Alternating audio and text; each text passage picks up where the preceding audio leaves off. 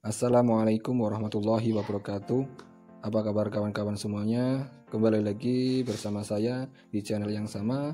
Langsung saja kali ini saya akan membuat materi lanjutan dari updatean yang lalu, yaitu tentang sarana dan peralatan budidaya ikan konsumsi. Langsung saja, sebelum memulai budidaya, kita perlu mengetahui sarana produksi apa saja yang dibutuhkan. Di sini sudah tertera, yaitu yang pertama bahan, yang kedua peralatan, dan yang ketiga adalah wadah budidaya.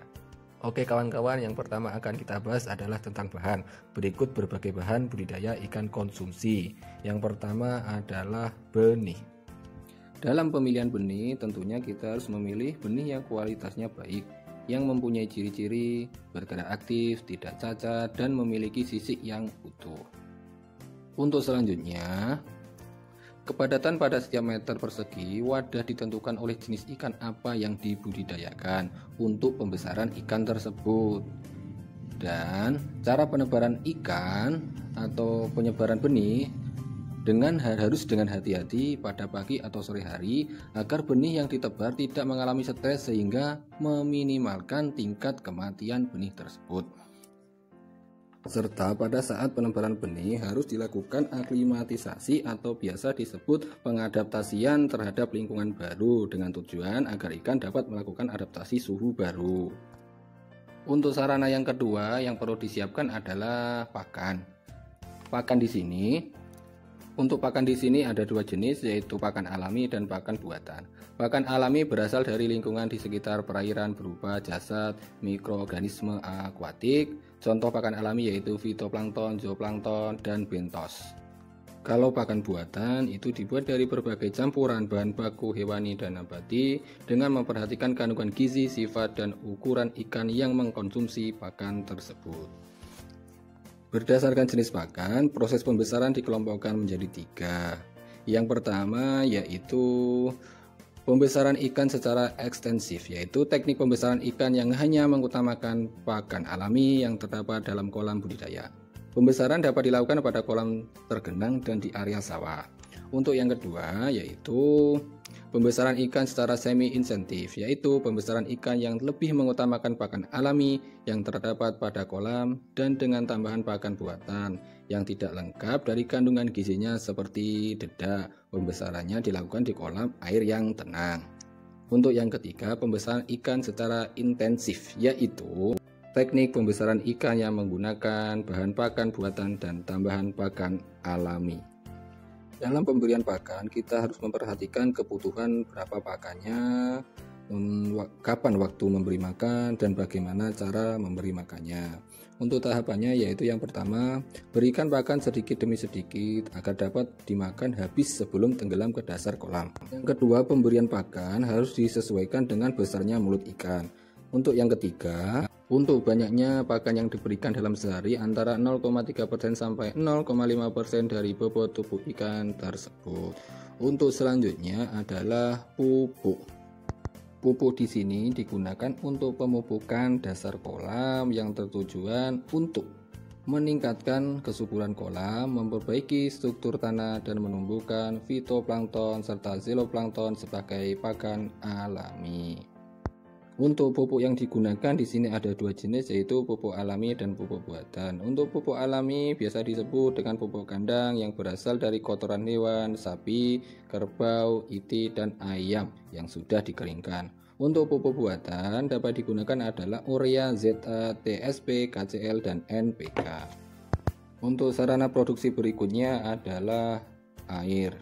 Kualitas air dapat diukur dari pH, suhu, sanitasi, dan kecerahan. Kisaran pH 6-8, suhu 25 derajat Celcius sampai 32 derajat Celcius, sanitasi 0 ppt sampai 5 ppt untuk air tawar, 6 ppt sampai 29 ppt untuk air payau, 10 ppt sampai 35 ppt untuk air laut. Untuk kecerahan bisa dilihat jumlah cahaya matahari yang dapat menembus badan air yang digunakan. Untuk selanjutnya adalah kapur.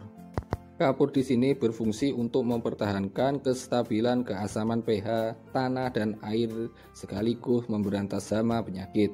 Jenis kapur yang biasa digunakan adalah kalisit dan domolit. serta kapur aktif. Untuk sarana yang terakhir adalah obat-obatan. Obat-obatan dapat diberikan untuk pencegahan dan penanggulangan hama dan penyakit, bisa jenis alami ataupun jenis obat buatan. Obat alami berasal dari ekstrak tumbuhan, bisa tembakau, akar tuba, pipait, dan daun pepaya. Sedangkan obat buatan berasal dari zat kimia, hanya mematikan sumber penyakit, bukan ikan. Untuk pembahasan selanjutnya adalah wadah budidaya ikan konsumsi. Berikut ini beragam jenis wadah untuk budidaya ikan konsumsi. Yang pertama adalah kolam. Kolam di sini dibagi menjadi 3. Yang pertama adalah kolam tradisional atau ekstensif, yaitu kolam yang keseluruhannya masih terbuat dari tanah. Untuk yang kedua adalah kolam semi-insentif, yaitu kolam yang dindingnya sudah terbuat dari tembok, sedangkan dasarnya masih dari tanah. Untuk yang ketiga adalah kolam intensif, yaitu kolam yang keseluruhannya sudah terbuat dari tembok. Untuk jenis kolam harus ditentukan berdasarkan proses budidaya dan fungsinya, yaitu untuk pemijahan atau untuk penetasan, pemeliharaan atau pembesaran, untuk pemberokan induk. Untuk wadah budidaya yang kedua adalah bak. Bak di sini dibagi menjadi 3. Yang pertama bak beton, yang kedua bak fiber, dan yang ketiga adalah bak yang terbuat dari terpal. Untuk wadah budidaya ikan konsumsi yang ketiga adalah akuarium. Akuarium merupakan ruangan terbatas berisi air dan ikan yang dapat diawasi dan diamati. Semakin besar akuarium yang dibuat, maka semakin tebal kaca yang digunakan. Yang keempat adalah keramba jaring apung dan keramba jaring tancap. Jenis wadah yang bisa digunakan adalah jaring apung, jaring tancap, dan keramba yang terbuat dari bambu. Oke kawan-kawan, mungkin cukup sampai di sini dulu pembahasan tentang sarana dan peralatan budidaya ikan konsumsi. Untuk selanjutnya di sini sudah saya siapkan soal-soal untuk latihan. Selamat mengerjakan dan jangan lupa ikuti video-video selanjutnya. Assalamualaikum warahmatullahi wabarakatuh.